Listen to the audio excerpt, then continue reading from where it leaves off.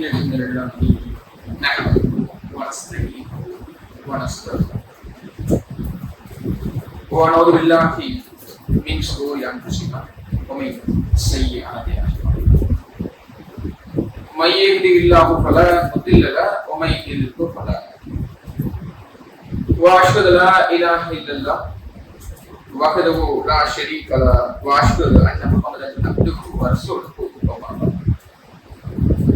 يا أيها الناس اتقوا ربكم الذي خلقكم من نفس واحدة وخلق منها زوجها وبث منهما رجالا كثيرا ونساء واتقوا الله الذي تساءلون به والأرحام إن الله كان عليكم يا أيها الذين آمنوا اتقوا الله حق تقاته ولا تموتن إلا وأنتم مسلمون يا أيها الذين آمنوا اتقوا الله وقولوا قولا سديدا يغفر لكم أعمالكم ويغفر لكم ذنوبكم ومن يطع الله ورسوله فقد فاز فوزا عظيما قال رسول الله صلى الله عليه وسلم إن أصدق الحديث كتاب الله وأحسن الهدي هدي محمد صلى الله عليه وسلم وشر الأمور محدثاتها وكل محدثة بدعة وكل بدعة ضلالة وكل ضلالة. வார்த்தைகளிலே ஆகச் சிறந்த வார்த்தை அல்லாஹ்வுடைய வார்த்தை. நமக்கு காட்டித் தரப்பட்ட வழிகாட்டு நெறிமுறைகளில் மிகச் சிறந்தது அல்லாஹ்வுடைய தூதர் ஸல்லல்லாஹு அலைஹி வஸல்லம் அவர்கள் நம்முடைய வாழ்க்கையிலே வாழ்ந்து வழிகாட்டிய நெறிமுறைகள் இருக்கும். இந்த உலகத்திலே நாம் எத்தனையோ விதமான காரியங்களை செய்கிறோம்.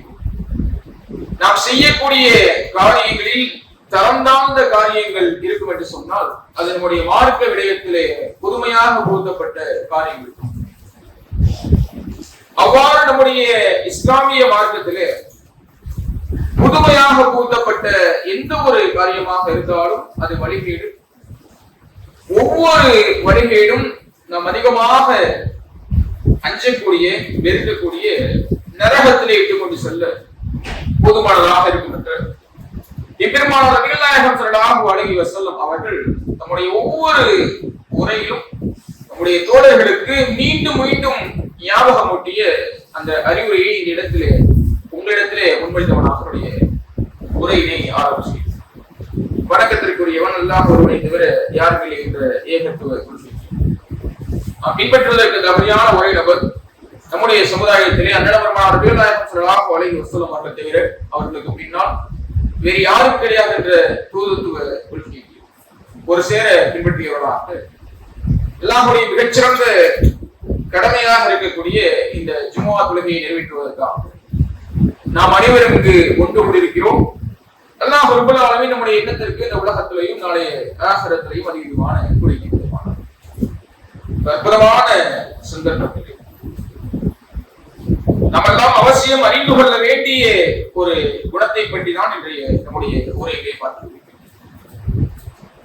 அல்லாஹ்வுடைய மிகச்சிறந்த கிருபையினால் இந்த உலகத்திலே மிகச்சிறந்த மனிதர்களாக இறைவனால் படைக்கப்பட்ட படைப்புகளிடையே ஆகச் சிறந்த மனிதர்களாக நாம் இங்கு வாழ்ந்து கொண்டிருக்கிறோம். அப்படிப்பட்ட மிகச்சிறந்த படைப்பாக மனிதர்களாக இந்த உலகத்திலே வாழக்கூடிய நாம் சைத்தானுடைய சூழ்ச்சிகளுக்கு உட்பட்டு பல்வேறு விதமான கொள்கைகளையும் கோட்பாடுகளையும் சித்தாந்தங்களையும் வாழ்க்கையிலே கடைபிடித்து வாழக்கூடிய சூழ்நிலை பார்க்கிறோம். ஒவ்வொரு நபர்களும் தம்முடைய மனோ இச்சைகளுக்கு உட்பட்டு எதை தாம் சரியென்று அறிந்து வைத்திருக்கிறோமோ அல்லது தம்முடைய முன்னோர்களும் பெரியோர்களும் எதை சரியென்று அவர்களுக்கு பாடம் கற்பித்திருக்கிறார்களோ அதுதான் சரியான கொள்கை என்று விளங்கிக் கொண்டு அதை தூக்கி பிடிக்கக்கூடிய சூழ்நிலைகளை உலகம் முழுவதிலும் பார்த்துக் கொள்ள முடிகிறது. அதனாலதான் இந்த உலகத்துல இன்றைக்கு பல்வேறு விதமான பிரிவுகளாகவும் குலங்களாகவும் கோத்திரங்களாகவும் பல்வேறு சித்தாந்தங்களை கடைபிடிக்கக்கூடிய சூழ்நிலையிலும் மனிதர்கள் வாழ்ந்து கொண்டிருக்கிறார்கள் என்று சொன்னால் அதற்கு காரணம் நிறுவனே எது சரியானது எது இறைவனிடமிருந்து வந்த சத்தியம் என்பதை உணர்ந்து கொள்ளாமல் மனோ இச்சைகளை பின்பற்றியதன் விளைவுதான் இன்றைக்கு பல்வேறு பிரிவுகளாக பிரிந்து உலகத்துல வாழக்கூடிய சமயத்தை பார்க்கிறோம். உண்மையிலேயே உலகத்துல சத்திய கொள்கை ஒன்று இருக்கும் என்று சொன்னால் அதை படைத்த இறைவன் மட்டும்தான் நம்மிடத்திலே தெளிவாக கூறுகிறோம். ஒவ்வொரு மனிதர்களும் வாழ்க்கையில கடைபிடிக்கக்கூடியதுதான் சத்தியம் என்று உலகத்தில் விளங்கி வைத்திருக்கிறார். இப்படி அவர்கள் கடைபிடிப்பது அவர்களுக்கு சத்தியம் உண்மை. ஆனால் மற்றவர்களுடைய பார்வையில் எடுத்துக்கொண்டோம் என்று சொன்னால் அது பொய்மையாக, அது பாத்திலாக போய் விடுத்துவிடும். இப்படி ஒருவருடைய பார்வையிலே சத்தியமாக இருக்கக்கூடிய ஒன்று இன்னொருவருடைய பார்வையிலே அசத்தியமாக இருக்கக்கூடியதை கண்கூடாக பார்த்துக் கொள்ள முடிகிறது. உண்மையிலேயே சத்திய கொள்கை எது, உண்மை எது, ஹக்கி எது என்று விளங்கிக் கொண்டோம் என்று சொன்னால் நாம் நம்முடைய கொள்கையை சரியான முறையிலே அமைத்துக் கொள்வதற்கு மிகச்சிறந்த வழி ஏற்படும். அப்படி திருமறையை படிக்கக்கூடிய சமயத்திலே அல்லாஹ் ரப்பல் ஆலமீன் மிகச்சிறப்பாக கூறி காமிக்கிறான். உலகத்துல எந்த கொள்கையை நீங்கள் பின்பற்றினாலும் சரி, இறைவனால் அங்கீகரிக்கப்பட்ட சத்திய கொள்கை ஒன்று இருக்கும் என்று சொன்னால் அது இந்த இஸ்லாமிய மார்க்கம் மட்டும்தான் என்பதை படைத்தவன் மிக தெளிவான முறையிலே இன்னல்லதீன இன்தல்லாஹ இஸ்லாம் என்பதாக கூறக்கூடிய சமயத்தை பார்க்கிறோம். அப்படி இறைவனால் அங்கீகரிக்கப்பட்ட நாளைய ஆகிரத்திலே மிகச்சிறந்த வெற்றியை நமக்கு பெற்றுக் கொடுக்கக்கூடிய ஆகச்சிறந்த ஒரு கொள்கைதான் நாம் கடைபிடிக்கக்கூடிய இந்த இஸ்லாமிய மார்க்கம். இஸ்லாமிய மார்க்கத்தை அல்லாஹ் ரப்பல் ஆலமீன் மற்ற கொள்கைகளை விட, கோட்பாடுகளை விட, சித்தாந்தங்களை விட, கருத்துக்களை விட மிகச்சிறப்பானதாக இறைவனால் அங்கீகரிக்கப்பட்டதாக ஆக்குவதற்கான முக்கியமான காரணம் என்னவென்று கேட்டால், இஸ்லாம் என்று சொல்வது வெறுமனே இறை வழிபாட்டை மட்டும் போதிக்கக்கூடிய மார்க்கம் கிடையாது. இறை வழிபாட்டை, ஈமானை, இறைவனை மட்டும் போதிப்பதற்காக இந்த உலகத்திலே எத்தனையோ கொள்கைகள் வந்தது, காலம் கடந்து சென்றது. ஆனால் இந்த உலகம் தோன்றியது முதற்கொண்டு இன்றைய நாள் வரைக்கும், ஏன் இந்த உலகம் அழியும் காலகட்டம் வரைக்கும் ஒரு கொள்கை நிலைபெற்று இருக்கும் என்று சொன்னால் அது இந்த இஸ்லாமிய மார்க்கத்தை தவிர உலகத்துல எதையும் சொல்ல இயலாது. இஸ்லாத்திற்கு என்று இப்படிப்பட்ட தனிச்சிறப்பை அல்லாஹ் ரப்பல் ஆலமீன் அடையாளப்படுத்துவதற்கான அடிப்படை என்னன்னு கேட்டா, இஸ்லாமிய மார்க்கம் எந்த அளவிற்கு மக்களுக்கு ஏகத்துவ கொள்கையை, ஓரிறைவனை வணங்க வேண்டும் என்ற அடிப்படையை மிக தெளிவான முறையிலே போதிக்கிறதோ அதே அளவிற்கு அந்த மனிதன் அவன் தன்னிடத்திலே கடைபிடிக்க வேண்டிய பண்புகளையும் பழக்க வழக்கங்களையும் நடைமுறைகளையும் மிக தெளிவான முறையிலே போதிக்கக்கூடிய மார்க்கமாக இருக்கிறது. இறை வழிபாட்டிற்கு கொடுக்கக்கூடிய முக்கியத்துவத்தை எந்த அளவிற்கு அல்லாஹ் ரப்பல் ஆலமீன் சிறப்பாக்கி இருக்கிறானோ அதே முக்கியத்துவத்தை ஒரு மனிதன் அவனுடைய வாழ்க்கையிலே கடைபிடிக்கக்கூடிய பண்புகளிலும் பழக்க வழக்கங்களிலும் முக்கியத்துவம் பெறுகிறது. அதனால்தான் இஸ்லாமிய மார்க்கமானது மற்ற மதங்களை விட, கொள்கைகளை விட தனிச்சிறப்பாக இருக்கக்கூடியது பார்க்கிறோம். அப்படி இஸ்லாம் ஒரு மனிதன் கடைபிடிக்கக்கூடிய பல்வேறு குணங்களை மிக தெளிவான முறையிலே காட்டி தருகிறது. இது மிகச்சிறந்த சரியான குணங்கள், அவன் கடைபிடிப்பதற்கான அடிப்படையான குணங்கள், எதுவெல்லாம் ஒரு மனிதன் தவிர்க்க வேண்டிய குணங்கள் என்று இஸ்லாம் வழிகாட்டக்கூடிய சமயத்தில் ஒரு மனிதன் கடைபிடிக்கக்கூடிய குணங்களிலேயே ஆகச் சிறந்த ஒரு குணம் என்னவென்று சொன்னால் பொறுமை என்ற ஒரு விடயம். சபர். இந்த பொறுமையை பற்றி மற்ற குணங்களை விட இஸ்லாமிய மார்க்கம் ஒருபடி அதிகமாக மக்களுக்கு உரைக்கக்கூடிய காட்சி பார்க்கிறோம். மற்ற குணங்களை விட இந்த பொறுமை என்ற ஒரு குணமானது ஒரு மனிதனுக்கு இல்லை என்று சொன்னால் அவருடைய வாழ்க்கையை அழிப்பதற்கு அதுவே போதுமானதாக இருக்கும். அதனால்தான் இஸ்லாமிய மார்க்கமானது இதற்கு மிகச்சிறந்த முக்கியத்துவத்தை அதிகப்படியாக அளிக்கக்கூடிய காட்சியை பார்க்கிறோம். அல்லாஹ் ரப்பல் ஆலமீன் தம்முடைய திருமறை குர்ஆனிலே பொறுமையை பற்றி சொல்லக்கூடிய சமயத்துல மிக தெளிவாக ரத்தின சுருக்கமாக ஒரே வார்த்தையிலே அல்லாஹ் உரைக்கிறான், இஸ்தகீனு பிஸ்ஸப்ரி வஸலா. நீங்கள் பொறுமையை கொண்டும் தொழுகையை கொண்டும் அல்லாஹ்விடத்திலே வஸலாத் உதவியை தேடிக் கொள்ளுங்கள் என்பதாக அல்லாஹ் ரப்பல் ஆலமீன் உரைக்கக்கூடிய காட்சி பார்க்கிறோம். அப்ப பொறுமை என்பதும் தொழுகை என்பதும் இறைவனுடைய உதவியை பெற்றுத் தரும் என்பதாக இந்த வசனம் இடம்பெறுகிறது. அப்படி இறைவனுடைய உதவியை பெற்றுத் தரக்கூடிய முக்கியமான ஒரு விடயம்தான் பொறுமை. எப்படி தொழுகையின் மூலமாக இறைவனிடத்திலே நாம் அதிகமான நன்மைகளை அடைந்து கொள்ள முடியுமோ, அதே போல இக்கட்டான சமயத்திலே இறைவன் நம்மை சோதனைகளுக்கு உள்ளாக்கக்கூடிய சோதனையான சமயத்திலே ஒரு மனிதன் அந்த சோதனைகளை இறைவனுக்காக பொறுத்து கொண்டான் என்று சொன்னால் அதற்காகவும் இறைவனிடத்திலே மிகச்சிறந்த கூலிகளை பெற்றுக் கொள்ள முடியும். அல்லாஹ்வுடைய தூதர் ஸல்லல்லாஹு அலைஹி வஸல்லம் அவர்கள் பொறுமைக்கு மிகச்சிறந்த முன்மாதிரியாக இருந்து காட்டியிருக்கிறார். அல்லாஹ்வுடைய திருமறையிலே அல்லாஹ்வுடைய தூதர் ஸல்லல்லாஹு அலைஹி வஸல்லம் அவர்களை பற்றி சொல்லக்கூடிய சமயத்திலே நீங்கள் மட்டும் கடுகடுப்பான குணம் கொண்டவராக, மிக கடுமையான குணம் கொண்டவராக இருந்திருந்தீர்கள் என்று சொன்னால் அவர்கள் எல்லாம் உங்களை விட்டு விரண்டு ஓடி இருப்பார்கள் என்பதாக அல்லாஹ்வின் திருமறையிலே சொல்லக்கூடிய ஒரு காட்சி பார்க்கிறோம்.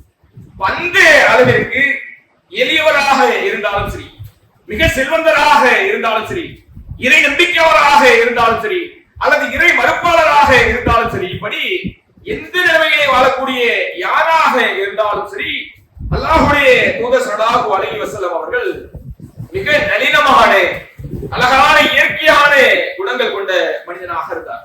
அதனாலதான் அத்தனை மக்களையும் அரவணைத்து போகக்கூடிய மிகச்சிறந்த பண்பினை அல்லாஹ்வுடைய தூதர் ஸல்லல்லாஹு அலைஹி வஸல்லம் அவர்களிடத்துல காணப்படுகிறது. அப்ப அப்படிப்பட்ட இந்த பொறுமையான விடயம் என்பது, பொறுமை என்பது அனைத்து முஸ்லிம்களிடத்திலையும் இருக்கணும் என்பதை அல்லாஹ்வுடைய தூதர் ஸல்லல்லாஹு அலைஹி வஸல்லம் அவர்கள் பல்வேறு சந்தர்ப்பங்களிலே நமக்கு கூறி காண்பிக்கக்கூடிய காட்சி பார்க்கிறோம். பொறுமையை பற்றி அல்லாஹ்வுடைய தூதர் ஸல்லல்லாஹு அலைஹி வஸல்லம் அவர்கள் அழகான ஒரு உதாரணத்தை நம்ம இடத்துல வைக்கிறார். உலகத்திலே ஒரு மரம் ஒன்று இருக்கும். அந்த மரம் எப்படிப்பட்ட சூழ்நிலைகள் வந்தாலும் சரி, எந்த சோதனைகளை அந்த மரம் சந்தித்தாலும் சரி, அந்த மரத்துடைய இலைகள் ஒருபோதும் உதிர்வது கிடையாது. இந்த மரத்திற்கு ஒப்பானதுதான் முஸ்லிமுடைய வாழ்க்கையாக இருக்க வேண்டும் என்பதாக சொன்னார். மக்களிடத்திலே அந்த மரத்தை பற்றி கேள்வி கேட்கக்கூடிய சமயத்திலே அந்த மரம் என்னவென்று சகாபாக்களே, என்னுடைய தோழர்களே, உங்களுக்கு தெரியுமா என்று சகாபாக்களிடத்திலே கேள்வி கேட்கிறார்கள். எந்த சகாபிக்கும் அந்த கேள்விக்கான பதில் தெரியவில்லை. அப்துல்லா இப்னு உமர் ரலியல்லாஹு அன்ஹு அவர்களுக்கு மட்டும் அதற்கான விடை தெரிகிறது. ஆனால் அந்த கூட்டத்திலே, அந்த சபையிலே அப்துல்லா இப்னு உமர் ரலியல்லாஹு அன்ஹு அவர்கள் மட்டும் தான் மிக இளையவராக இருக்கிறார்கள். ஆகவே அதற்கான பதில் தெரிந்தும் கூட நாம் சொன்னால் அது மற்றவர்களுக்கு கௌரவ குறைச்சலாக இருக்கும் என்று சொல்லி கூச்சப்பட்டு வெட்கப்பட்டு அதற்கான பதிலை அவர்கள் சொல்லவில்லை. அதற்கு பின்னால் சபை கலைந்த பின்னால் தம்முடைய தந்தையாகிய உமர் ரலியல்லாஹு அன்ஹு அவர்களிடத்துல இப்னு உமர் ரலியல்லாஹு அன்ஹு அவர்கள், அப்துல்லா இப்னு உமர் ரலியல்லாஹு அன்ஹு சொல்றாங்க, என்னுடைய அத்தாவே, என்னுடைய வாப்பாவே, அதற்கான விடை எனக்கு தெளிவாக தெரியும். ரசூலுல்லாஹ் கேட்டதற்கான விடை பேரிச்சம்பழ மரம் என்பதாக சொல்லக்கூடிய காட்சி பார்க்கிறோம். உமர் ரலியல்லாஹு அன்ஹு சொல்றாங்க, உலகத்திலே எனக்கு சந்தோஷத்தை கொடுக்கக்கூடிய ஒரு விடயத்தை நீ செய்தாக என்று சொன்னால் இதற்கான பதிலை நீ அந்த இடத்திலே சொல்லியிருக்க வேண்டும். அதுதான் உலகத்திலேயே ஆகச்சிறந்த மகிழ்ச்சியை கொடுக்கக்கூடிய ஒரு காரியமாக, விடயமாக எனக்கு இருக்கும் என்று உமர் ரலியல்லாஹு அன்ஹு அவர்கள் அந்த இடத்திலே சொல்லக்கூடிய காட்சி பார்க்கிறோம். இதை அல்லாஹ்வுடைய தூதர் ஸல்லல்லாஹு அலைஹி வஸல்லம் அவர்கள் எதற்காக ஒப்பாக கூறுகிறார் என்று சொன்னால், பேரிச்சம்பழ மரத்தை பொறுத்தளவுல பெரும்பாலும் பாலைவன பிரதேசங்கள்ல வளரக்கூடிய ஒரு மரமாக பேரிச்சம்பழ மரம். பொதுவாக மரத்துடைய இயல்பு என்னன்னு கேட்டா, பசுமையான சமயத்திலே, நல்ல குளிர் சமயத்திலே அல்லது பருவகால சமயத்திலே இலைகள் அதிகமாக விரியக்கூடிய, இலைகள் அதிகமாக இருக்கக்கூடிய மரமாக இருக்கும். அதே போல கோடை காலத்துல இலைகளை உதிர்க்கக்கூடிய சூழ்நிலைகள் தான் மரத்துடைய சுபாவம் இருக்கும்.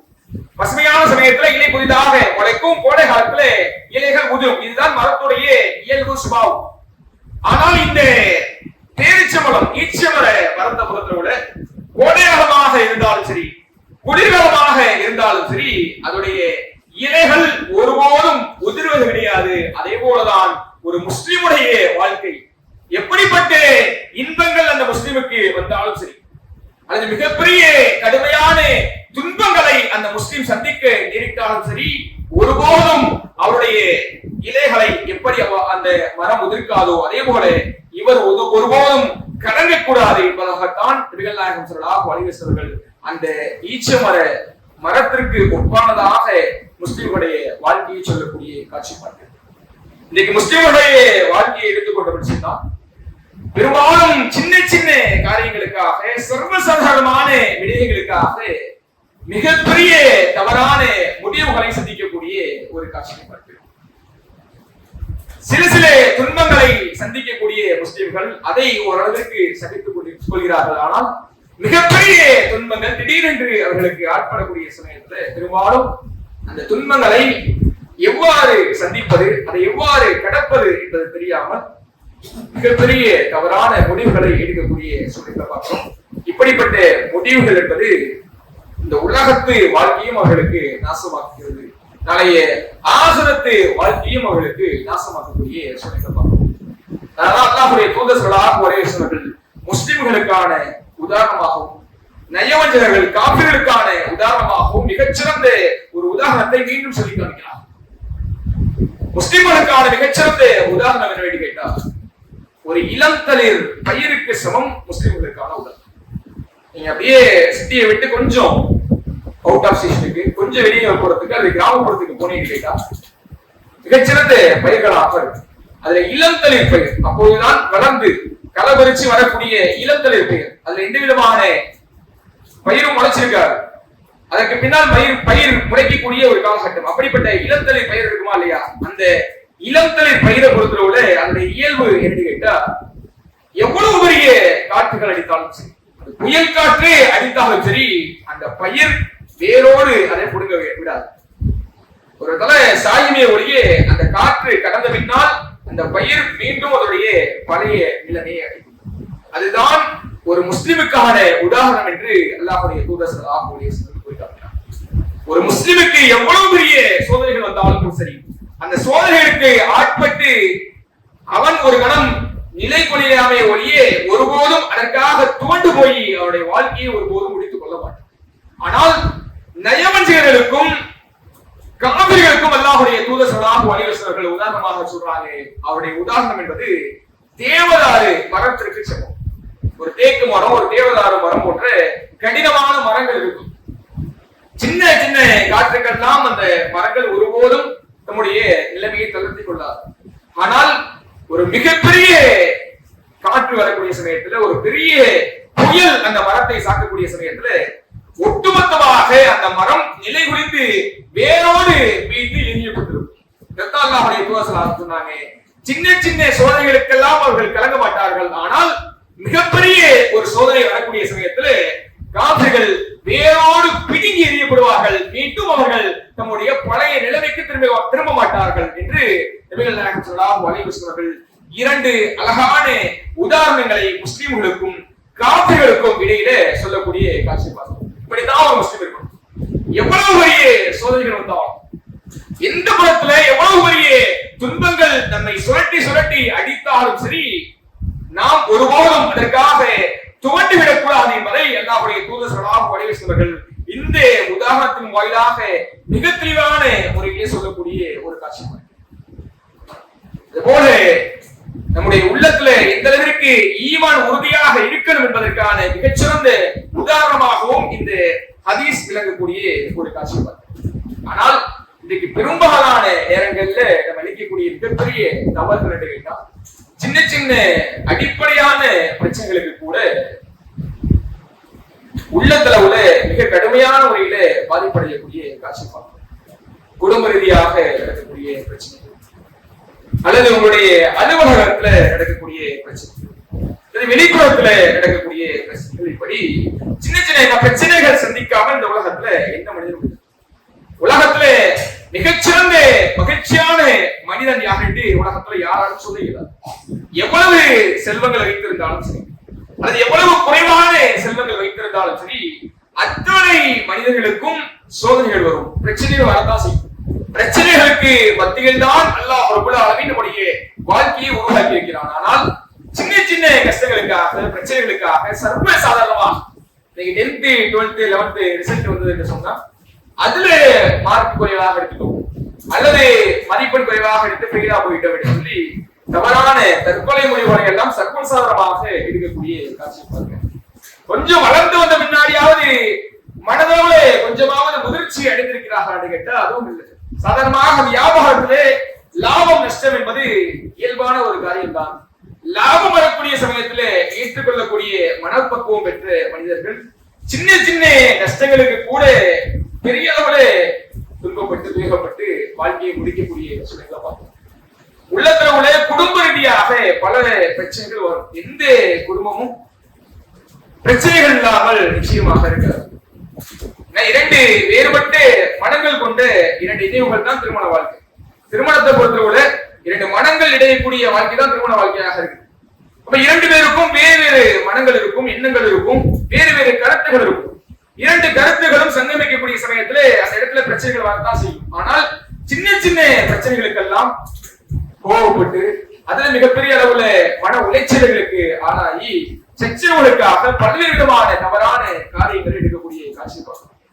இன்னைக்கு கோர்ட்ல நீதிமன்றங்கள்ல அதிகமாக விவாகரத்து கேட்டு நிற்கக்கூடிய ஜோடிகள்ல அதிகமான மக்களை பார்த்தோம்னு சொன்னா முஸ்லிம் மக்களாக சர்வசாதாரணமாக இருக்கக்கூடிய காட்சி பார்க்கணும். ஒரு வருஷம் கல்யாணம் பண்றோம், அடுத்த வருடம் கோர்ட்ல போய் நீதிமன்றங்களுக்கு போய் விவாகரத்துக்காக நிற்கக்கூடிய சூழ்நிலை பார்க்கணும்.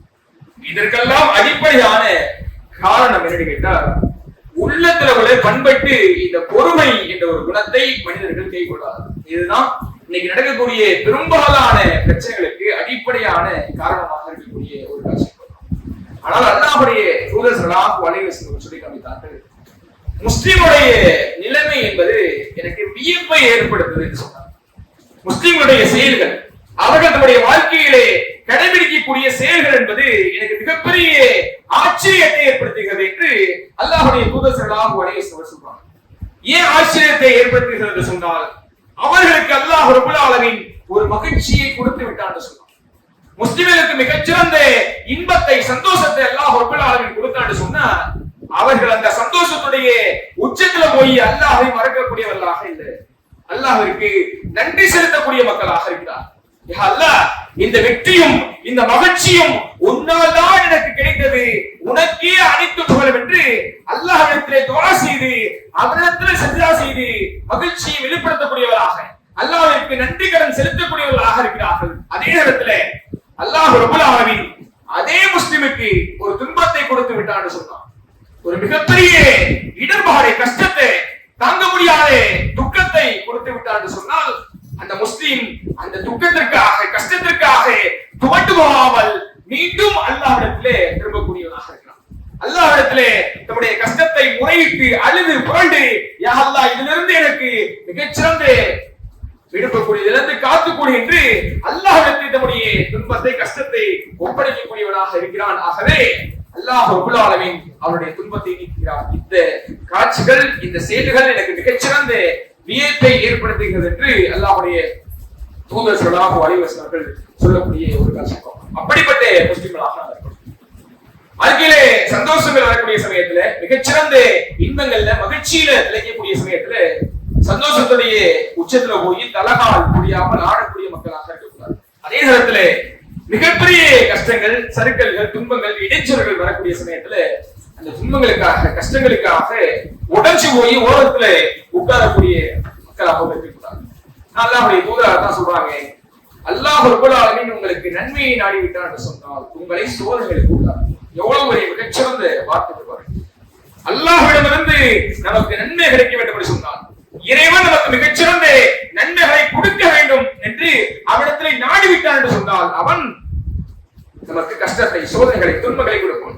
நமக்கு அல்லாஹ்விடமிருந்து துன்பங்கள் வருகிறது என்று சொன்னால் அதற்கு பின்னால் மிகச்சிறந்த நன்மைகள் நமக்கு இருக்கிறது என்பதை வெளியிடுகிறோம். நமக்கு எந்த அளவிற்கு அல்லாஹ் ரப்பல் ஆலமீன் இந்த உலகத்திலே நமக்கு சோதனையை கொடுக்கிறானோ அந்த அளவிற்கு மிகச்சிறந்த நன்மைகளை அல்லாஹ் ரப்பல் ஆலமீன் கொடுக்க தயாராக இருக்கிறார் என்பதை வெளியிடுகிறோம். ஆனால் நாம் அந்த துன்பங்களை எந்த அளவிற்கு பொறுத்துக் கொண்டு சகித்துக் கொண்டு அதற்காக சபராக இருக்கிறோம், சகித்துக் கொள்கிறோமோ அந்த அளவிற்கு தான் இறைவனுடைய வெற்றியும் இறைவனுடைய உதவியும் நமக்கு கிடைக்கும் என்பதை முக்கியமாக கவனத்தில் கொள்ளணும். சொல்றாங்க, ஒரு முஸ்லிமுக்கு தைக்கக்கூடிய மொழி உட்பட அவனுக்கு ஏற்படக்கூடிய அத்தனை துன்பங்களை ஊடாகவும் அல்லாஹ் ரப்பல் ஆலமீன் அவருடைய பாவத்தை இருக்கிறார். அவருக்கு மிகச்சிறந்த நன்மைகளை கொட்டி கொடுக்கிறார் என்று ரசூலுல்லாஹி ஸல்லல்லாஹு அலைஹி வஸல்லம் சொல்லக்கூடிய காட்சி.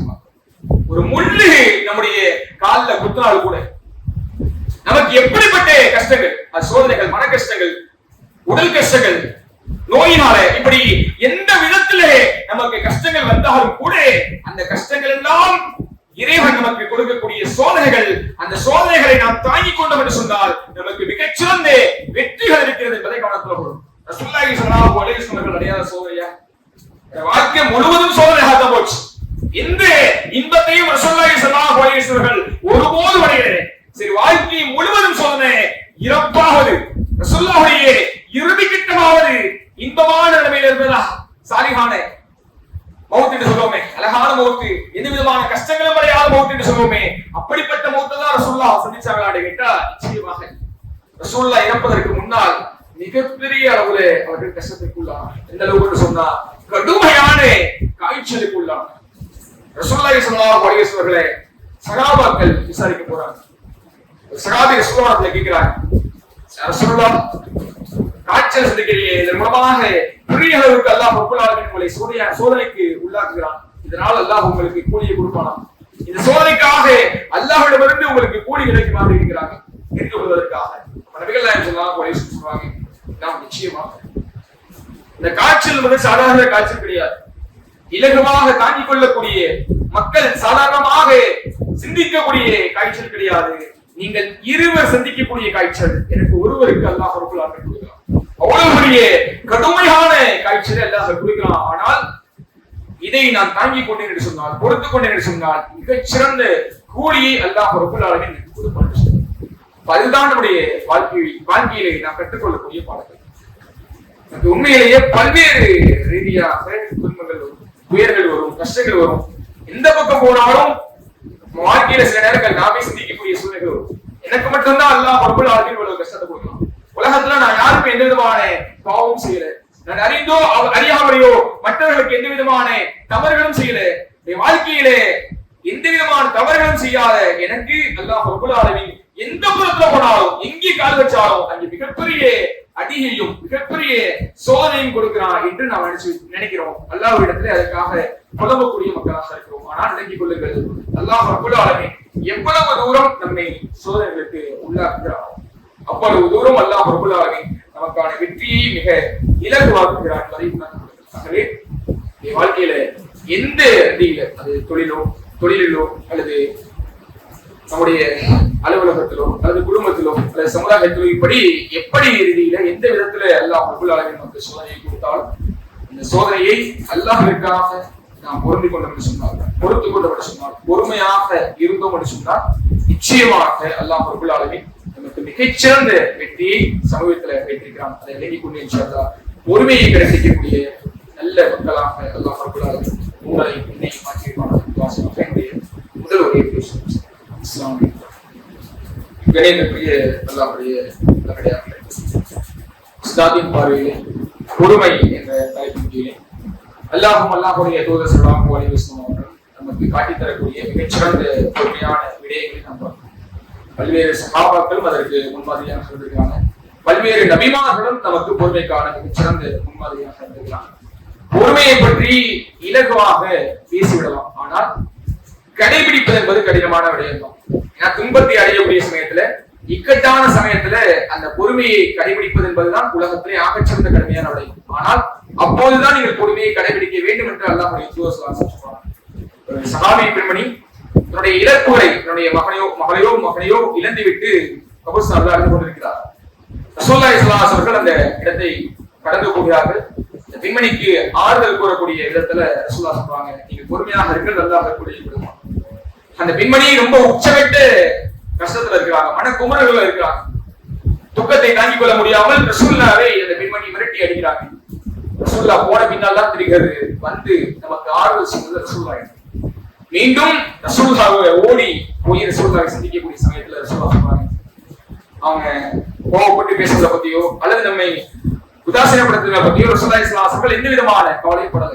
ஏன்னா ஒவ்வொரு மனிதனும் கஷ்டத்தை சந்திக்கக்கூடிய சமயத்துல அனைத்து மனிதனுடைய மனப்பக்குவமும் மனமும் எண்ணமும் அவ்வாறுதான் இருக்கும். அதை உணர்ந்து கொண்ட ரசூலுல்லாஹி ஸல்லல்லாஹு அலைஹி வஸல்லம் சொல்றாங்க, இக்கட்டான சமயத்துல நீங்கள் கடைபிடிக்கக்கூடியதுதான் உண்மையான பொறுமை. சாதாரணமாக பொறுமையை மற்ற இடங்களில் கடைபிடிக்க முடியாது. தாங்கிக் கொள்ள முடியாத கஷ்டங்கள்ல, இக்கட்டான சமயத்துல எங்கேயும் நமக்கான வழிகளோ நமக்கான அனுமதியோ எந்த விதமான உதவியும் கிடைக்காத ஒரு சமயத்துல நாம் எந்த அளவிற்கு பொறுமையை கடைபிடிக்கிறோமோ அதுதான் உலகத்தின் ஆகச்சிறந்த ஒரு பொறுமை என்பதாக அந்த அடிப்படையில ரசூலுல்லாஹி ஸல்லல்லாஹு அலைஹி வஸல்லம் அந்த பெண்மணிக்கு மிகச்சிறந்த உபதேசத்தை அளிக்கக்கூடிய கஷ்டம். அதனால அப்படிப்பட்ட பொறுமையை இன்ஷா அல்லாஹ் நம்முடைய வாழ்க்கையில ஒவ்வொரு தருவாயிலும் கடைபிடிக்கக்கூடிய மக்களாக இருக்கணும். அதே போல ஒரு அறிவிப்பு இந்த இடத்துல இன்ஷா அல்லாஹ் சொல்லுவோம். வரக்கூடிய ஞாயிற்றுக்கிழமை 19ஆம் தேதி அசருக்கு பின்னால 4:30 மணிக்கு நமக்கு அருகாமையில் இருக்கக்கூடிய ஆத்மார்த்தர்கள் அந்த கிளையில ஒரு மிகச்சிறந்த பயிற்சி முகாமை வைத்திருக்கிறார்கள். ஹஜ் செய்முறை. நீங்க பல மக்கள் உம்ரா செய்த மக்களாக இருப்பார்கள், அல்லது செய்வதற்கான நியத்து வைக்கக்கூடிய மக்களாக இருப்பாங்க, இன்ஷாஅல்லாஹ் ஹஜ் செய்யக்கூடிய மக்களாகவும் இருப்பாங்க. இப்ப எந்த அடிப்படையில ஹஜ் செய்யணும், உம்ரா செய்யணும், அதை நபிகள் நாயகம் ஸல்லல்லாஹு அலைஹி வஸல்லம் எவ்வாறு காட்டி தந்திருக்கிறார். நம்ம எந்த ஒரு செயலை செய்வதாக இருந்தாலும் அல்லாஹ்விற்காக, மார்க்கத்திற்காக, நமக்கு ஆகிரத்திலே நன்மை கிடைக்க வேண்டும் என்ற நோக்கத்திற்காக நாம் செய்யக்கூடிய எந்த ஒரு செயலும் அல்லாஹ்வுடைய தூதர் ஸல்லல்லாஹு அலைஹி வஸல்லம் காட்டி தந்த அடிப்படையில் செய்யக்கூடியதாக இருக்கும். அதை தவிர்த்து நம்முடைய மனோச்சின் அடிப்படையில் இந்த செயலை செய்தோம் சொன்னா அது எவ்வளவு பெரிய பொருளாதார இழப்புல செய்தாக இருந்தாலும், எவ்வளவு உடல் உழைப்பை செய்து நாம் செய்த செயலாக இருந்தாலும் அல்லாஹ்விடத்தில் ஒருபோதும் கூலி கிடைக்கப்படாது. அதை உணர்ந்து கொண்டு இன்ஷா அல்லாஹ் பயிற்சி முகாமை வைத்திருக்கிறாங்க. வரக்கூடிய ஞாயிற்றுக்கிழமை ஹஜ் எவ்வாறு செய்யணும், உம்ரா எவ்வாறு செய்யணும் என்ற அடிப்படையில அமையக்கூடிய பயிற்சி முகாமாக அது இருக்கும். சகோதரர் அபூபக்கர் எம்ஏசி அவர்கள் அந்த பயிற்சி முகாம்ல நமக்கு பாடம் நடத்துறாங்க. அதனால வாய்ப்பு கிடைக்கக்கூடிய மக்கள் ஒரு 1 மணி நேரம் உங்களுடைய நேரத்தை இன்ஷா அல்லாஹ் ஞாயிற்றுக்கிழமை அதிகமான மக்கள் ஃப்ரீயா தான் இருக்கும். அதனால 1 மணி நேரம் உங்களுடைய நேரத்தை ஒதுக்கி கொண்டு அந்த பயிற்சி முகாம்ல இன்ஷா அல்லாஹ் நேரத்தை செலவிடுங்க. அல்லாஹ் ரப்பல் ஆலமீன் நமக்கு மிகச்சிறந்த கூலியை அதுக்காக தருவார். இதோடு நம்முடைய உரையை முடிச்சு வாக்கெடுத்த அஸ்ஸலாமு அலைக்கும்.